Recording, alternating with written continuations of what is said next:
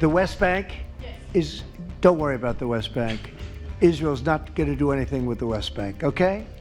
Don't worry about it. Is that your question? They're not going to do anything with the West Bank. Don't worry about it. The Trump administration has made one thing clear. Any Israeli attempt to annex parts of the occupied West Bank will not be tolerated. US President Donald Trump drove that point home in an interview with the Time magazine published this week. It won't happen because I gave my word to Arab countries. That's how the president said, and he went on to add that the West Bank annexation, if it happened, then Israel would lose all of the support that it gets from the United States. I will not allow Israel to annex the West Bank. No, I will not allow it. It's not going to happen. Did you speak with Netanyahu about this directly? Yeah, but I'm not going to allow it. Whether I spoke to him or not, I did. But I'm not allowing Israel to annex the West Bank. There's been enough. It's time to stop now, okay? The day before the Trump interview came out, the Israeli Knesset, or the Israeli parliament, passed two largely symbolic votes in favor of annexing the West Bank. This is a territory which much of the world envisions as the very core of a future Palestinian state. If Israel were to annex the West Bank, then that is the end of a two-state solution. The United States is Israel's most important ally, and the preliminary votes in the Israeli parliament clearly raised the hackles of President Trump and his administration folks. In fact, Vice President J.D. Vance, who wrapped up a two-day visit to Israel, vented his anger at this vote in the Israeli parliament. He said that if this was a political stunt, then it was a stupid one to do. What I would say to that is when I asked about it, somebody told me that it was a political stunt, that it had no practical significance, it was purely symbolic. I mean, look, if it was a political stunt, it was a very stupid political stunt, and I personally take some insult to it. The West Bank is not going to be annexed by Israel. The votes in the Israeli parliament happened on Wednesday. That's the same day that Vance arrived in Israel. The messages from Trump and Vance left Israeli Prime Minister Benjamin Netanyahu scrambling to distance himself from this parliamentary vote. So much so, Netanyahu's office had to put out a clarification in which it stressed about how a large majority of his party, the Likud party, and his right-wing coalitioners had not voted in favor of this West Bank bill. These bills, put forth on Wednesday by a couple of right-wing members of the parliamentary opposition, were largely symbolic. And in fact, if they have to pass, they would need substantially higher number of votes from both Netanyahu's party as well as his coalition partners. And there is much more legislative work that needs to be done before this becomes a law. The political maneuvering around these bills came at a sensitive time amidst a series of visits to Israel by top American officials. They were all there to shore up the fragile Gaza ceasefire, which came into effect barely a couple of weeks ago, to end the two-year-long war. Secretary of State Marco Rubio, who also visited Israel this week, he told reporters that the annexation of the West Bank was not something that President Trump would be supportive of. Such moves could potentially endanger the Gaza ceasefire.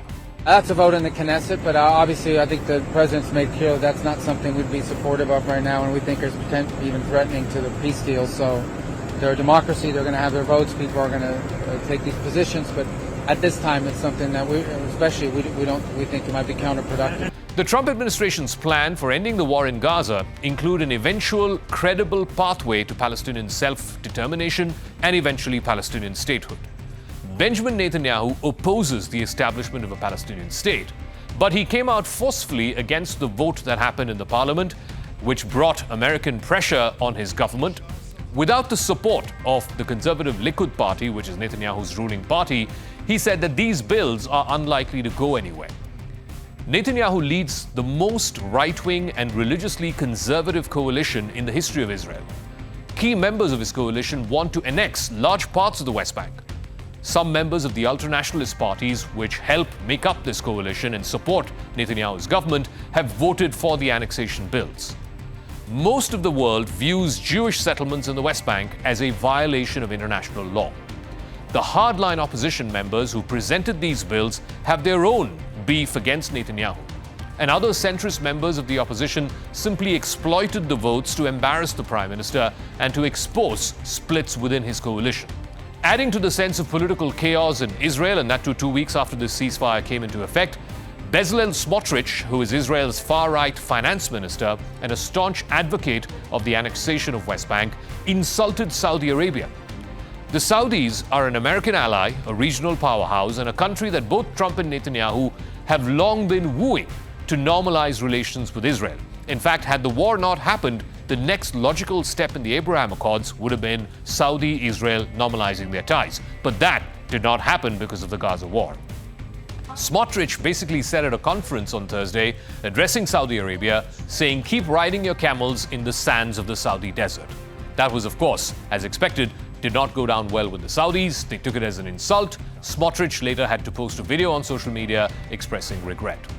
The back-to-back visits by J.D. Vance and then by Marco Rubio, and of course, both Steve Witkoff and Jared Kushner were also in Israel this week.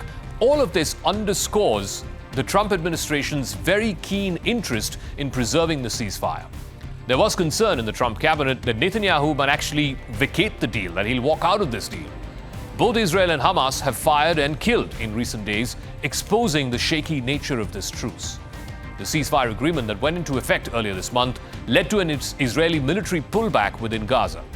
It was also based on Hamas releasing the last of the 20 Israeli hostages who were alive in exchange for almost 2,000 Palestinian prisoners.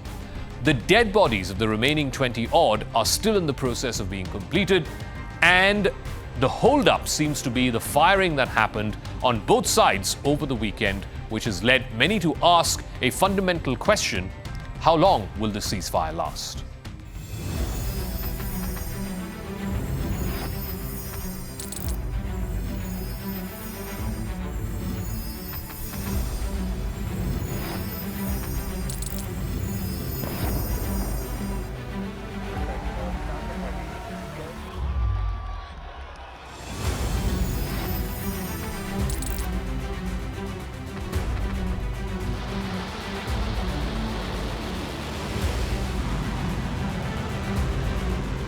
Fighting so long and so hard that they don't know what the they're doing.